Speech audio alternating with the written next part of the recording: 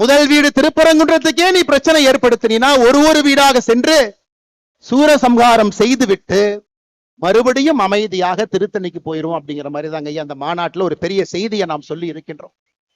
என்னுடைய வாழ்வியல் முறையில தலையிடாத, ஏன்னா நம்ம யாருக்குமே தொந்தரவு பண்ணல. இன்னைக்கு உலகத்தில் இருக்கக்கூடிய எல்லா மதத்தையும் பாருங்க ஐயா, எத்தனை கோடி மனிதர்கள் எந்த மதத்தை பின்பற்றாங்க பாருங்க.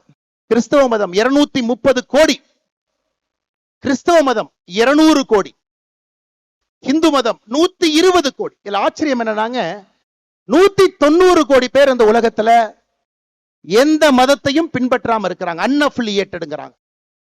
230 கோடி கிறிஸ்தவர்கள் இருக்கிறாங்க, 200 கோடி இஸ்லாமியர்கள் இருக்கிறாங்க.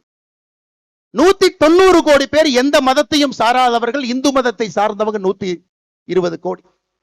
எத்தனை நாட்டில் இருக்காங்கன்னு பாருங்க.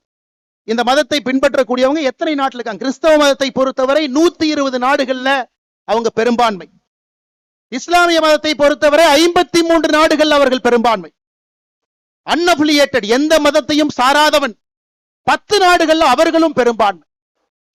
ஆனா நான் இந்து மதத்தை சார்ந்தவன் 2 நாடுகள்ல மட்டும்தான் நாம் பெரும்பான்மையாக இருக்கின்றோம்.